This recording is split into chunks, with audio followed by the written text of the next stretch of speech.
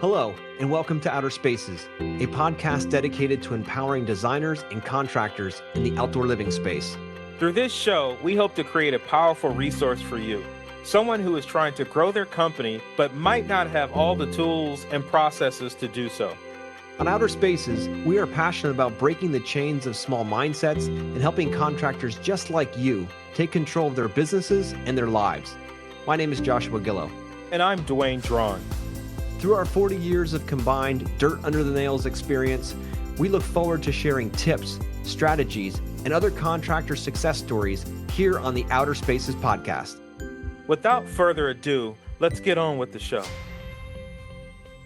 Hello, everyone, and welcome back to your favorite podcast. This is the Outer Spaces podcast with your host, Joshua Gillow, alongside my buddy here, Double D from Chicagoland area. What's going on, Duane?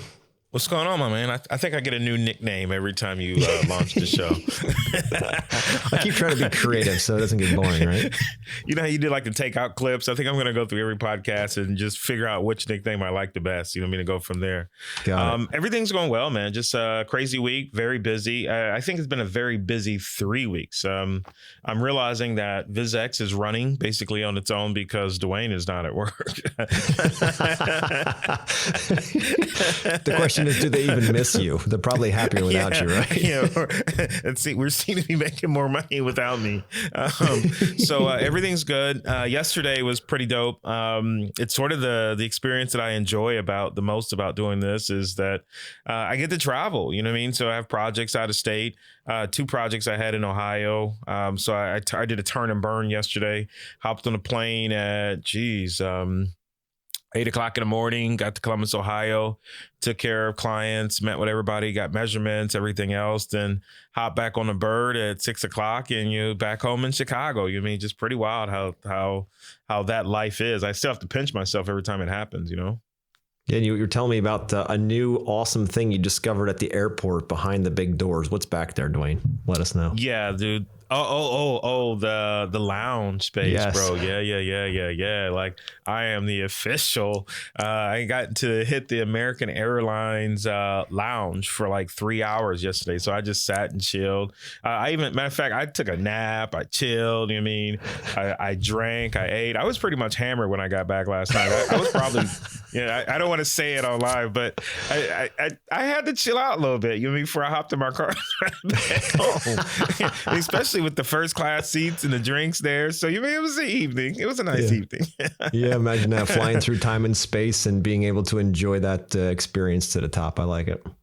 Yeah. It's dope. I had some amazing, I think we talked about it a little bit, but Isabel, she did something about 2 months ago. We were actually in Ohio. Man, it's funny. It's just something with Ohio. So we were in Ohio and she was talking to this lady at Macy's and the lady had grabbed her to just sort of put her hand on her and say, how are you doing? And the lady said, I'm just tired, working so hard. We're short staffed and I'm just tired. And so Isabel said she had like this discernment to give this lady $100. So she went around shopping to this thing and there's like this discernment kept hitting her, give her $100, give her $100. And Isabel's like fighting it. And finally, before she leaves, she pulls $100 out of her wallet and she just gives the lady a handshake. And the lady's like, no. And she's like, you don't have to do this. And Isabel just walks out. So yesterday, I'm at this restaurant at the airport in Ohio. So it must be Ohio. Must be an Ohio thing for now. So I'm at the restaurant and this lady, she's about maybe 55. Look like I wouldn't say she looked like she's had a rough life. It just looks like she's been working her ass off, her life. And so I'm watching her work. This lady never took a break. Just everywhere. She's washing dishes. She's serving. She's doing wine. She's doing drinks. She's dropping food. I'm like, God dang, this lady's killing it. And she was actually started, how you wash, they have like the little sink where they wash the glasses. Mm-hmm. She was doing that in front of me. And I looked over at her and I said, you are killing it. Like you're working your butt off. And she gave me this look like, you noticed? Like, it was almost like she finally got notice because like the managers or the boss probably don't even give a shit. Just get to work and do your thing. So as I was leaving, I got hit with it. Whatever Isabel got hit, I got hit with it. It said, give this lady $100. So I'm sitting there and I'm just thinking about it. And I'm fighting like, no, dude, don't give him $100. That's $100. That's a lot of fucking money. Like, get out of here. The bill's not but $21. You know what I mean? So I just said, fuck it. I just pulled out the $100. I called her over to my spot. I said, listen here. I said, I've already tipped on the card. I said, but I want you to have this. And I sort of just gave her a handshake and gave it. And she's like, Mister, no. And I just walk out. Like I just did some pimp shit. You know what I mean? Like some Kaiser Soze, just walked the fuck out, went to the bathroom. And I didn't even, the restaurant was probably like, what the hell just happened? But I just walked out. I didn't even really care. But the feeling that I got from that was, you can't reduplicate. It was amazing. Like there were pins and needles that completely engulfed my entire body. I almost had like, you know what I mean? The softness of where a tear would come out of your eye. Mm-hmm. I almost had that softness, but I guess me going directly to the bathroom is probably what, you mean, didn't show that or didn't probably push that emotion. It's pretty deep. No, I love that, dude. I love that. You just never know where people are in the moment. And so many that work so freaking hard out there, you know, especially in hospitality and restaurants and all that, they feel underappreciated. They're beat up all day by their bosses or by the other team members and or the people coming in and out, you know, and all they want to do is be happy at the end of the day, right? And most of them have families and all that stuff. And my hat goes off. I was in the restaurant arena for a while when I first started. Believe it or not, I had a part-time job that I did when I first started my first company, and you know, I saw how tough it is in that business for sure. And so much is relying on tips. And people, if it's tough at home, they're not tipping either. They don't understand the more they give, the more they get in life. And you know, there's just so many pieces. So I can imagine that changed her life and changed the day, and not even $100, but the fact that she actually felt valued, that you would take the time out of your day to spend time and show her your gratitude. That's awesome, dude. Yeah.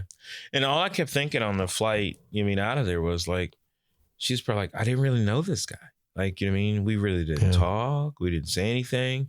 Like, I just kept thinking like, what is she thinking right now? Like, I didn't know her. She's like, why the fuck did this guy just, pop me this? And it was just a beautiful moment. And I thought, and I was like, wow, that's what Isabel felt. Like I even texted Isabel, I said, I just did your $100 move. And first thing she said was, how did you feel? Yeah. And I was like, whoa. Yeah.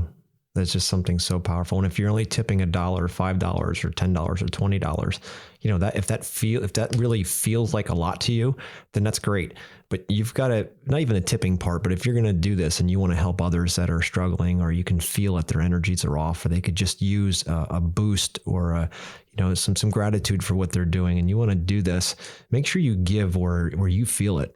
If it is $50, if it is $100, if it's $300, whatever the hell it is for you, as a kind of a random act of goodness, do that, but make sure you can feel it, because then it actually means something to you. If it's $1, $2, 50 cents, or, $10, and that doesn't mean anything to you, then this entire thing, it does happen. It does help them, but it doesn't impact you as much as knowing that $100 could have bought you a bunch of cool stuff. And you're like, no, I don't need that stuff. I want to make sure that they are more, taken care of during this time. And it's just so powerful.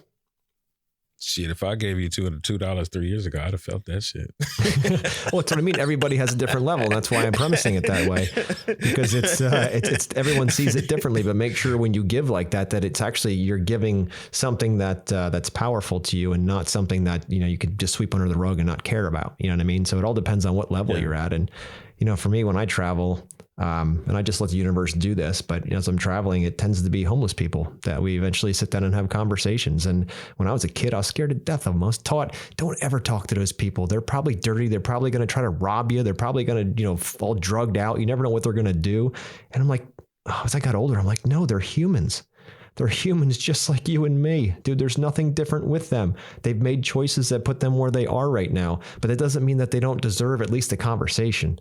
So I'll sit down and have conversations. Some of the most empowering conversations I've had is with homeless people in a park or at an airport, outside the airport or somewhere. Who the hell knows? Just in the city, having a conversation at a gas station at 2:00 in the morning. Like, you just never know when it's going to happen, but just let it happen organically. 99% of the time, you're going to be just fine. And there's stories that they tell, and it's just an amazing thing. And then I try to figure out how I can help them, whether I can point them in a direction, whether I can help them financially, whatever it might be, whatever comes to my heart and whatever makes sense at that time. That's what we do. And I don't sit here in judgment of it. Like, oh my God, he or she might take that money and go buy drugs or alcohol, or they might go, who the hell knows what they're going to do next. That's not my place to judge. I'm here to give for the sake of giving, and what they do with it after that is on them.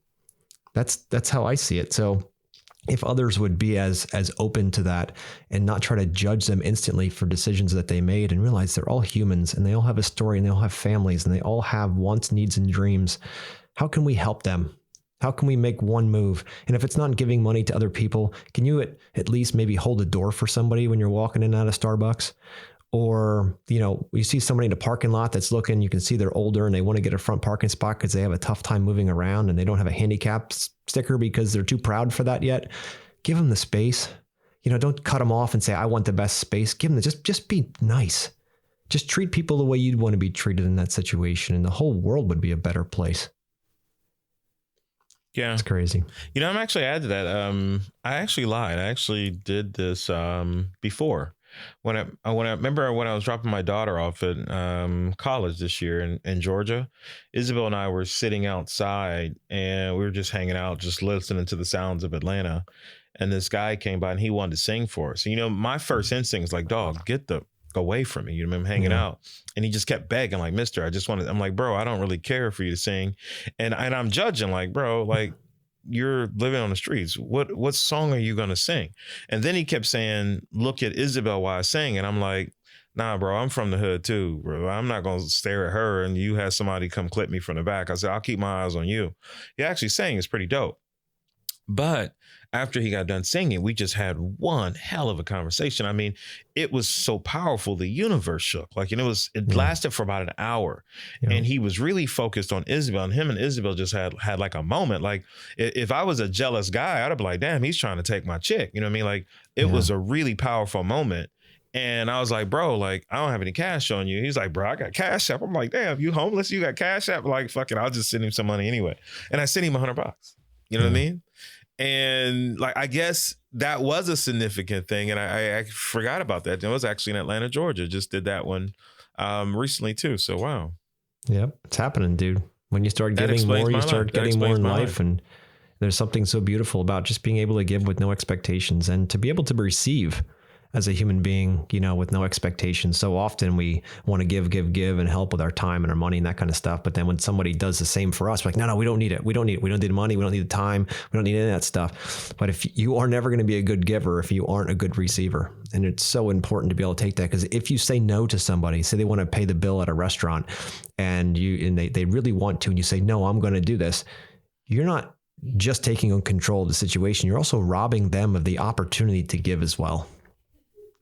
So think about that next time that happens. If it's the case and somebody's really, really passionate about taking the bill or paying the Uber or whatever, just say, cool, I'll catch you next time. And just say, thank you. That's awesome. And just let them give.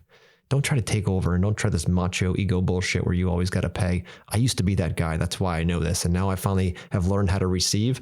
And it's so much more of an amazing experience when you have someone else who can also participate in this game and give as well, and not always be you that has to do it every single time. And you're stealing it from them. You're stealing that joy from them. So don't do that. Yeah, that's sort of the newness to me now, though. Like, if we go out to eat and stuff like that, I'm first to pay the entire bill. Mm-hmm. And I don't know what that is. It's just that I remember when I used to be terrified to go out to eat with somebody because I was going to have to pay my portion. And I'm like, shit, I don't have it. So now I have the ability to just rock the entire bill. And so I actually do have a issue with somebody giving me stuff. I really do. Like, it's sort of this macho, I can do it on my own type thing. Or I think for the longest time is, do I deserve it?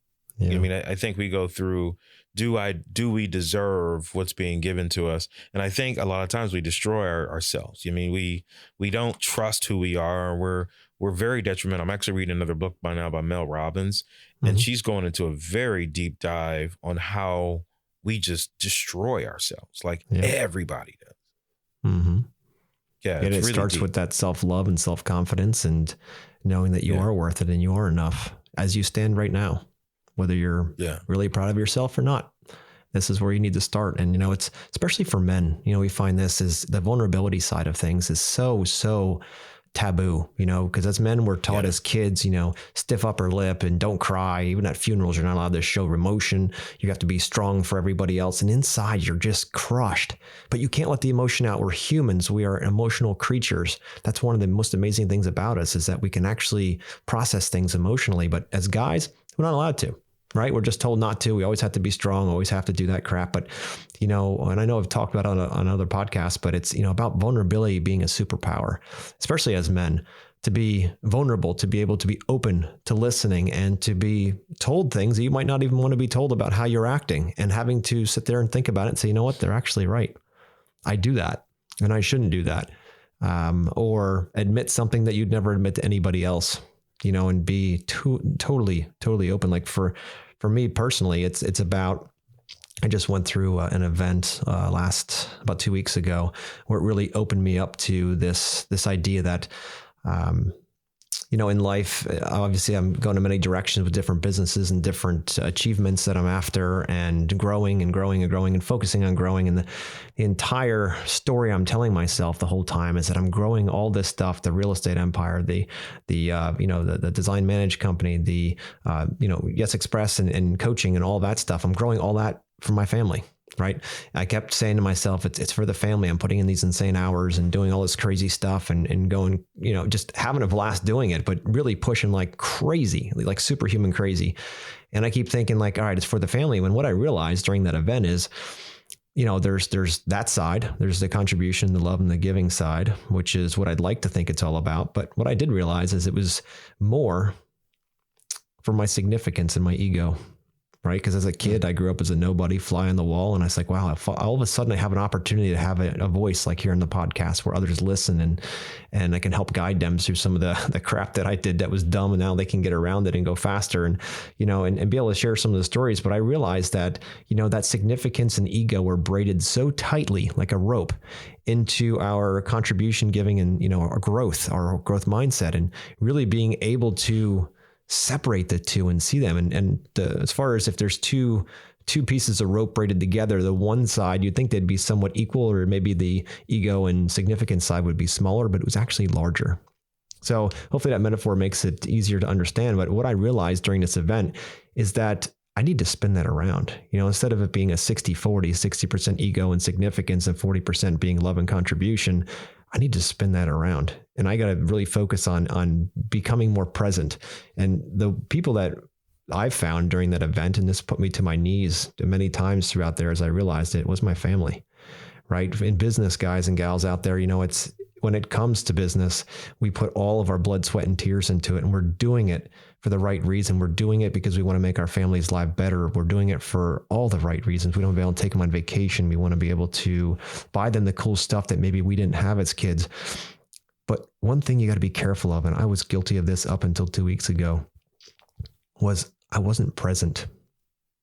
And when I say present, I mean I was physically at soccer games. I was physically at spelling bees. I was physically there for dinner, but my mind was always somewhere else.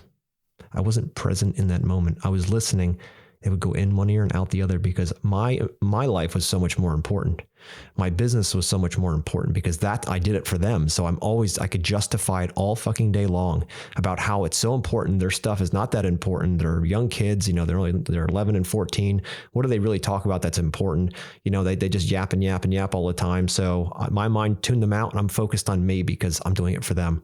And what I realized and what took me down to my soul, Duane, was when I realized that I was doing it more for me, and I was robbing them of their father during their most critical time of growth, because I had somehow tricked my mind to think that all these businesses and all this stuff was so much more worth it than their time. And that realization changed everything in me. That realization, when I came back from that event, I've completely switched around how I show up to them. I wrote them all letters, my wife and my 2 children. I wrote them letters and told them how life is going to be different and how I'm going to show up different and how I'm going to physically show up and be present every single time. Things like putting the phone in the cradle after a certain time at night and just being there with them, getting to know them as men. They might only be 11 and 14, but guys out there, gals out there, you have kids, those times go so fast. Duane and I know that. It's so fast. And I realized that I knew them as, people in my environment, but as human beings deep down, things that drive them. There are so many questions that I never really opened up because, you know what? Everything's fine. How was school today? It was good. Cool. That was enough for me. Off I go. Like I did my time. I was present there for a moment. That sounds good, but that's not acceptable anymore. So everything had to change. And, in life, it's a constant state of flux and change. And as you realize things and you grow, then the next thing you know, you realize all the stuff you just learned isn't enough and you need to learn more. And then you realize that you're putting all your attention on one thing. And really the whole goal of all of this, starting businesses, growing, all that, isn't it all about spending time with the ones you love? Isn't that what it's really all about? And I lost my path in the way, trying to focus on what I thought was for family, but was really for me. I had to make that change. And making that change has completely shifted my life now. And I am much more proud as a human being the way I show up now in the last week and a half or so. And yeah, I'm just so glad I figured that out at 43 and not at 63, because I would have wasted a lot of freaking time that way. And wow. So anyway, thanks everyone for listening to that. And it's something. You know what happens, Joshua? You actually break the cycle, because it's not that you were born that way. That's how you were taught too. That's probably how your parents were taught. Matter of fact, let's open this fucker open. That's how society teaches men how we need to be. Like, you're not a real man unless you're busting your ass and killing yourself and making this money. Yep. I mean, and so you were just following what society does. Like, whenever I talk to people and I sort of mentor a lot, and I mentor based on mindset, I always break them down and let them know that 98% of the world is this way, and only 2% is really free-minded, living and following their dreams and doing their things. And I said, what's the chance of you meeting a 2%er? Yeah. And then even when you meet a 2%er, 9 times out of 10, you're going to look at a 2%er like you're fucking crazy. Like, I feel like you and I are 2%ers. And the rest of the people look at us like Josh and Duane are fucking nuts. What's wrong with these dudes? Because they're so used to 98%. And what's 98%? People living in fear, living in fight or flight, letting money control their lifestyle, thinking that the job is their life and they can't do anything else. Getting punked by this. I don't want to go through the vaccine shit, but getting punked by vaccines, getting punked by everything else because they think their life has to be this way. And really, we're born to live our lives, and die by our lives. That's how we're supposed to be living. But yet we live in this other world of trying to be a part of everything else and being controlled. So we're taught this. And how do you break what 98% of the world is doing? Like, how do you break that shit? Like, that's not easy to do. That's not easy to do, dude. It's the inner work. Most people in their lives, especially if they're not able to be or not willing to be vulnerable and see themselves exactly as it stands right now, show up vulnerable, broken, flawed as we all are, right? And to show up that way each and every day. And most don't even want it. That's just way too painful and way too tough to do. So they cloak it around this. They create this identity around their businesses, and they're like, you know what?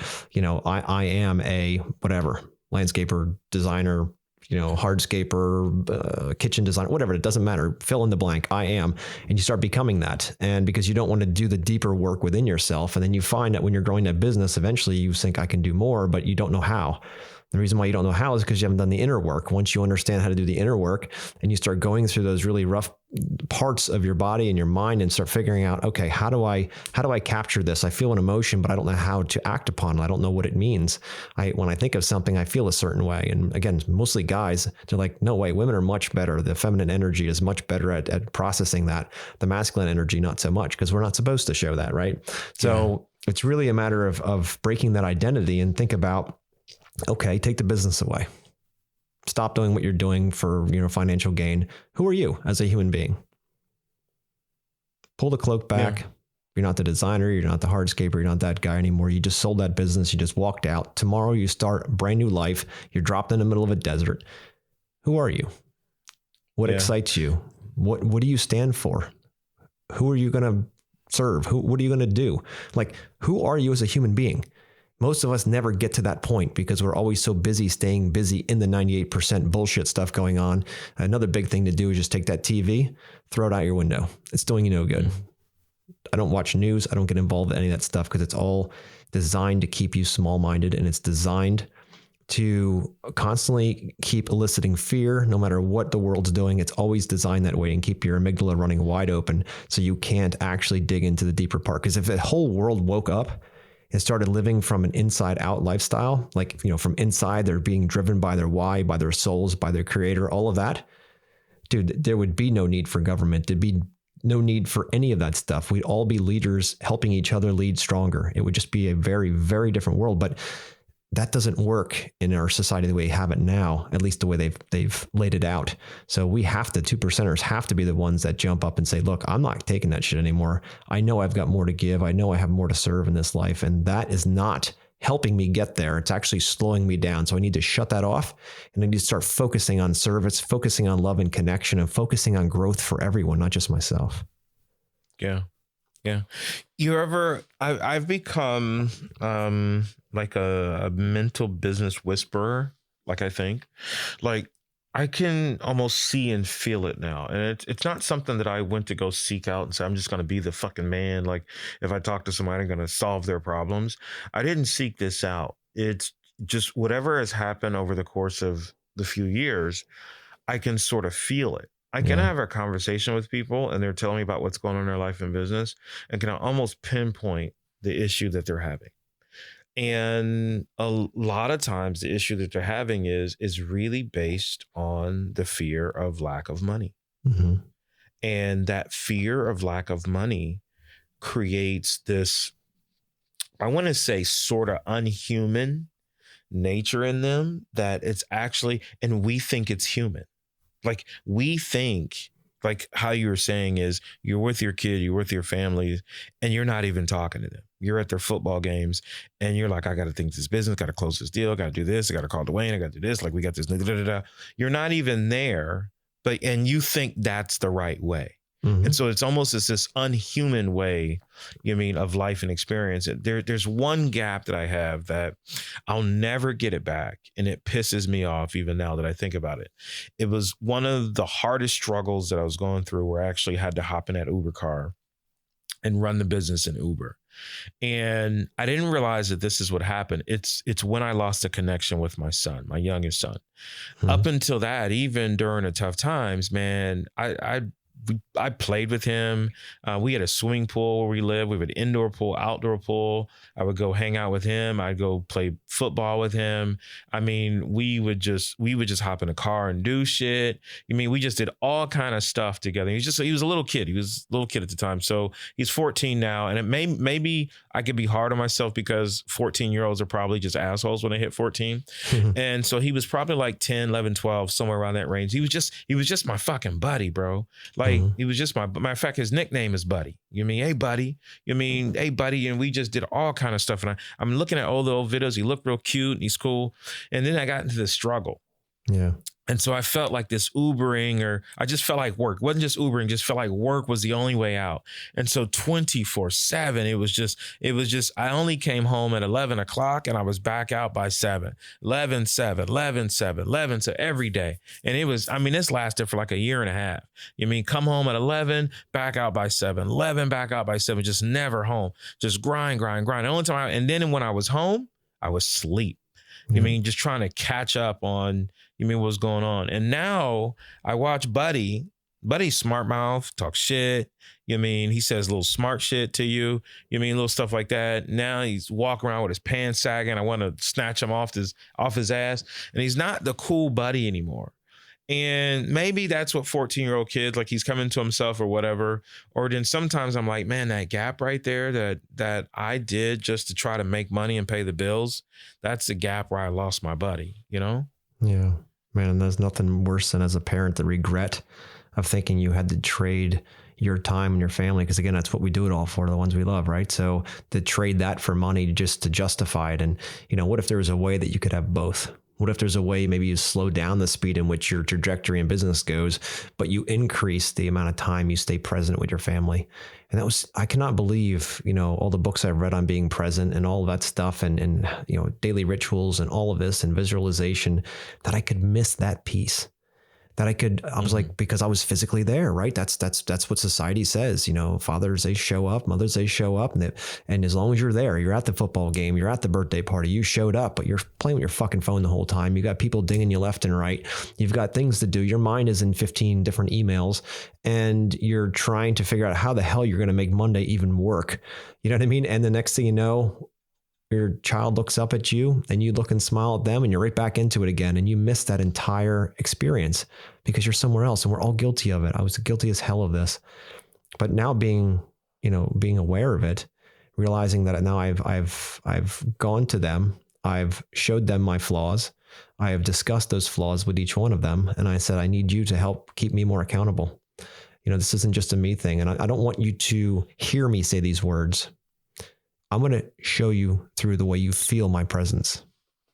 You're going to feel my presence in your life, and you're going to feel what's happening. You're going to see me there present, not just hear my words, because that's an easiest out right now. Anybody listening, it's like, yeah, I don't have the time. I'm just going to tell them I'm going to be there and then not really be there.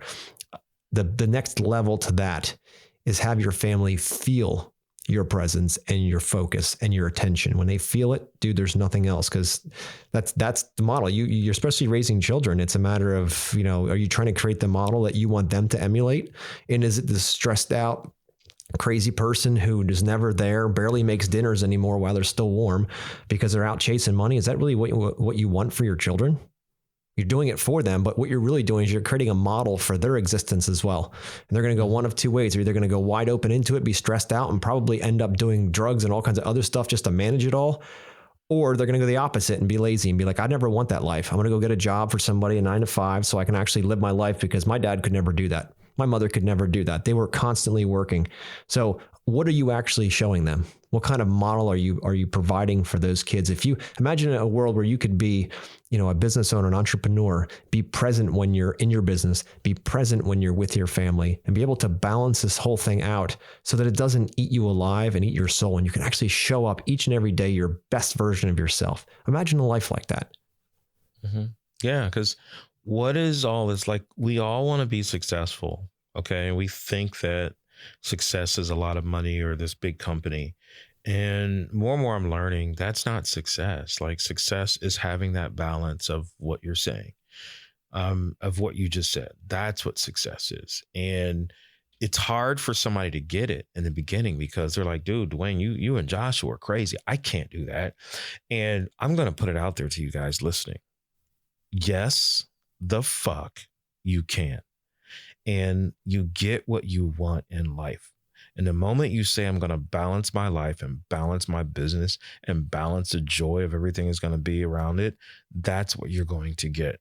Okay. If you keep doubling down, thinking you got to work 24/7 to pay bills and be away from your family, that's what you're creating. That's what you're going to get. Trust me. I lived it. I am the epitome of that. Like, I live this life. I am a workaholic. I can work. The Mexicans quit working for me because they were like, no more, man. No more, man. No more work, man. No more work, man. My Mexicans would tell me no more work. So I'm a workaholic. So I know what it's like. And I had this family. I'm showing up around the family when I come home. I'm beating on my chest like I got a family. But do I really have a family? I mean, do you really have a family? Yeah. And they're telling you, Dad, where you at? The wife is the only arguments I'm having with the wife because I'm not around. Yeah. And I'm like, what the fuck you mean I'm around? Like, I got money for you. You got this, that, and that. And I'm getting mad. I'm taking it personal. Yeah. And they're saying, no, we don't want the money. We want you. So you want the nice car, your nice house, da, da, da. And you know what? I can have all that shit too. Yeah. With the family, the nice house, the nice car. If that's what I said I wanted. Yeah. That's it. The family just wants you. At the end of the day, your children just want you present. Your wife just wants you present. You wonder why when your business starts growing and you become, running ragged, all the stress that comes with that if you don't have the right systems and processes in place and a team in place to take off some of that burden. If you're doing it all yourself, which, let's face it, guys, most of us start out that way. I started out that way, right? But The reality is all they want is you, and the business all it wants is you. So you put priority in that because that provides those things that you think you can fill in the gap. Your lack of presence, you're going to buy that house, that car, and that's going to do it for you. Look, I'm doing all this stuff. I'm working all these hours. I'm stressed out beyond but look, we live in this beautiful 3, 4, 5,000 square foot house, and we just bought brand new vehicles, and we go on the best vacations and all that stuff. You're just filling in a fucking hole. All they want is you. Mm-hmm. That's all they want is you. And you wonder why your marriage and everything like that starts to suffer when you start becoming more successful in your business and you put all your focus there. You take it away from your spouse, and the next thing you know, that starts to slow down, right? You don't have as great conversations. It's you're testy, you're back and forth with each other. You're shorter with each other. Sex changes, right? All of a sudden you're like, shit, like we don't even touch each other anymore because I'm too busy. I'm thinking about everything else. And she doesn't know I'm not emotionally available. So she just, doesn't want to even get involved. And you're like, what the hell? My marriage is all crap. She must be wanting to cheat on me or whatever. You start going through all these crazy things in your head, and step back, look in the mirror and realize most likely you're responsible for that. Mm-hmm. You need to show up. All they want is you present. Mm-hmm. Build a business that you can be present there. You can be present when you're home, and your life will automatically balance. Yeah. But you've got to put the fucking work in to be there when you're there. Show up for them. Put that phone away. Shut the business off. That's when you actually start becoming successful. Yeah, that is it. That is it. Like, you will run down this rabbit hole because the universe wants you to have what you asked of it. And the universe is going to give you hell until you start doing what you want. It's just the way it works. I just got finished reading The Alchemist. Mm-hmm. And it's actually the third time I read it, because the first 2 times I didn't understand it. So the third time now it's hit me like a ton of bricks, like I'm wide open now. Yeah, it's a good one. Yeah, but the universe wants you to have what you've asked for.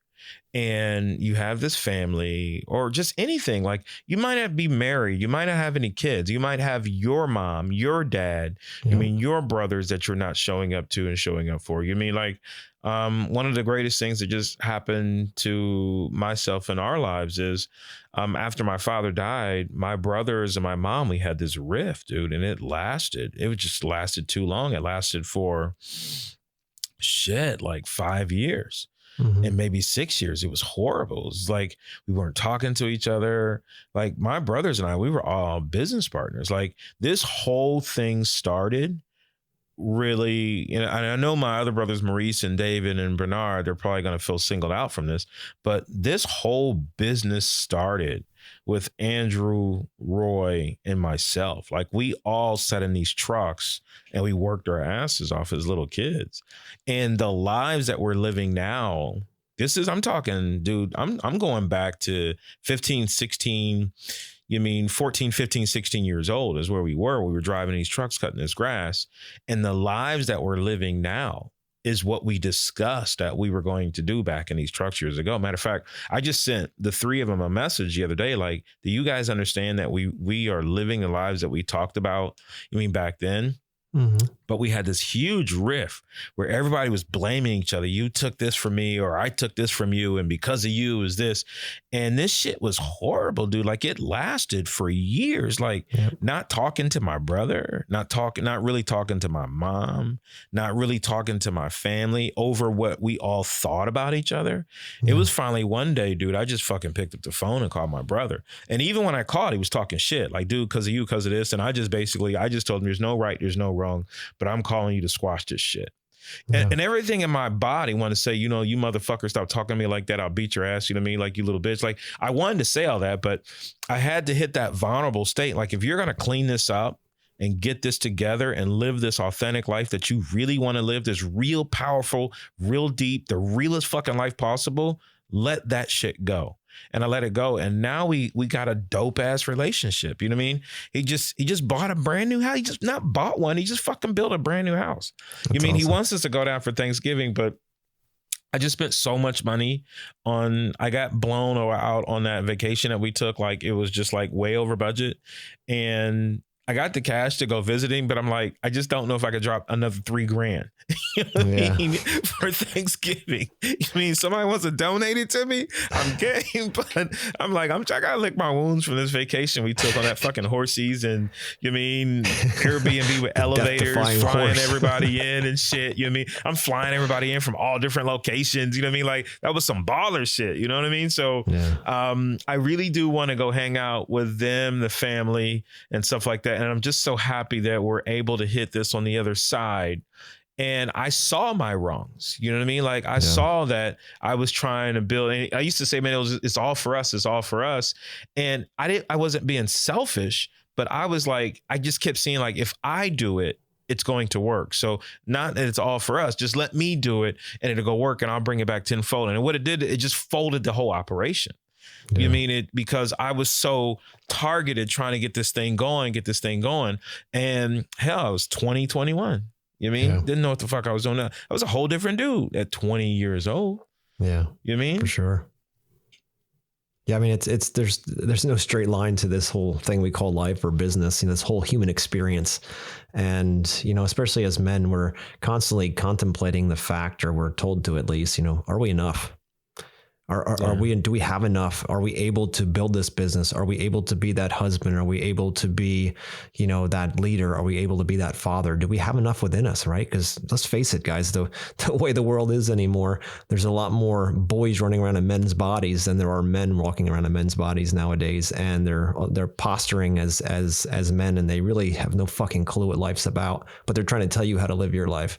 Right. So, you really got to be careful with who you listen to, because that's a big piece right there. But, and also, men have to think about, do I have what it takes to be a good husband, to be a leader? Right? Am I enough? Do I have what it takes? These are questions that we all have going through our minds, and what if I fail? That's another big one, right? That one plagued me for years. What if I fail? What if I did all this, spent all this money and it didn't work? What if I did this? What would people think? What would they say? Oh my God, what would they talk around Thanksgiving dinner? Like, oh my goodness, I'm afraid of judgment. So play it safe, guys. That's why the 98% do what they do, because they play it safe. They can always blame society. They can blame the government. They can blame NASA. It doesn't matter who the hell they blame. But the reality is they don't have to ever take responsibility for their future and for their destiny. Those things are someone else's problem, and they just didn't get the lucky draw. They weren't part of the lucky sperm club. They didn't get the chance to go out and do these things. But the reality is that when you take your life into control, as much control as we can have in this human experience, and start directing it, it becomes a very different experience for you. And when you stop thinking that others have control of what happens, and you start realizing that everything in life happens, for you, not to you, and start looking at it as learning opportunities, and take every single one of those and say, please bring me more opportunities to learn. Some people call that failure. I call it learning. And once you're willing to be vulnerable and accept the fact you don't know everything and you don't have a perfect plan, and if you live a lifestyle of ready, fire, aim, right, then you're going to figure it out along the way. But if everything has to be perfect, you won't take those moves and you won't build that confidence, and you'll never know whether you could have done it or not. Then you live with regret most of your life, thinking, oh, if I would have just pulled that trigger, if I would have just pulled the trigger and figured it out, I would have had the opportunity to have a business that I could pass on to my children, or hell, even if I don't pass it on, that they can grow up in and help me out and learn how to be a leader. Or if I would have taken that job position and said, wow, that would have impacted people's lives and brought such joy to my life, but I never took the chance. I was afraid I'd fail. I didn't know if I had what it took. I didn't know if I'd be enough. Fuck that. Do it, figure it out, build that person from the ground up. We're all constantly being built. Every day, Duane and I are reading books.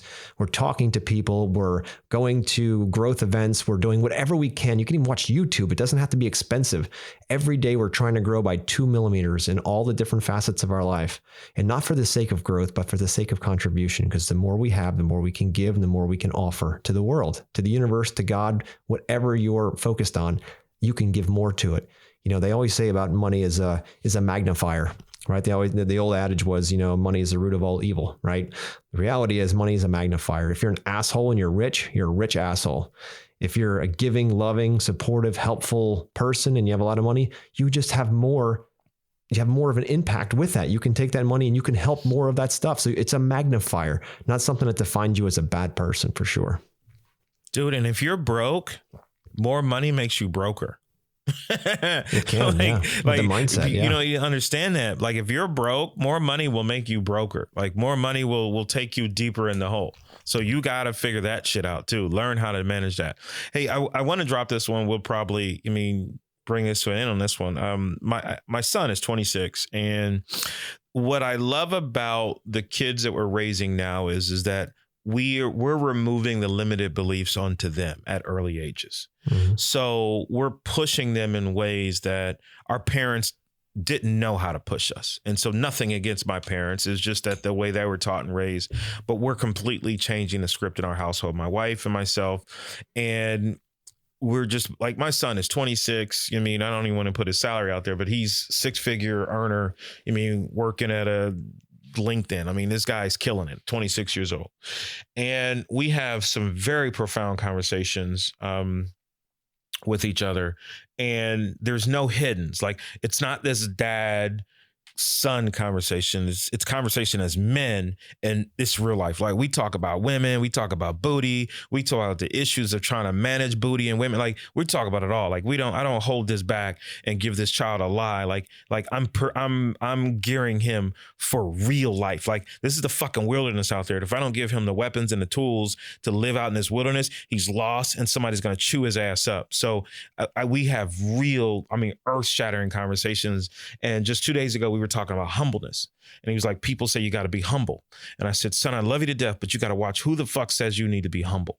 I said, because you got to understand 98% of the world is holding themselves back. I said, their humble and my humble are two different humbles. I said, because their humble is don't do this or don't put it out there because I'm afraid it's not going to work. I said, my humble is, okay, I'm the man, I'm the shit, I'm going to get it the fuck done, but I respect where I came from. And I said, you only are going to understand that unless you understand that. And he just stopped. He said, wow, I got it. I said, you got it? You sure? I said, because it's not the words that I said. You got to feel what I said. He said, Dad, I got it. I got it. I said, so I get the humble part. You got to be humble, but there's two humbles. And you can't be the humble of afraid it's not going to work, or you're not going to tell anybody about something. I'm telling everybody I'm buying this airplane. Okay. I'm telling everybody. And one side of me is saying, don't do it just in case it doesn't work. But fuck it, I'm telling everybody because I'm going to pull it off. You know what I mean? Just like Gary V. Gary V's telling everybody he's buying the jets or whatever. You know what I mean? He's going to pull it off. Jay-Z told everybody what the hell he's going to do. Puffy told everybody what the hell he's going to do. And he's doing it. We used to all think he was arrogant or assholes or whatever, because that was a 98% humble. We're on the 2% humble now, and we respect where we come from. I was broke as hell. I come from nothing. I came from the hood. Don't really have any education. Raised 3 kids, family, wife, and built it up. I got some beautiful brothers, moms, family, everything. They're all doing very well now. That's my humble. I respect the fuck out of that. But I'm a dog, and I'm going to come out here and I'm going to kill this every single day. So if you guys are listening and you're holding back, get the fuck out of your hold back, grit down and go for it, and go for life. Go for real life. Don't go for this halfway shit, or I don't think I'm going to make it, or I think I got to do this. Stop letting other people program and control your life. Jump into this world of 2%. If you want to holler at 2%ers, give us a call, hit me up, text me, and I'll give you 2% information to live a real fucking authentic life.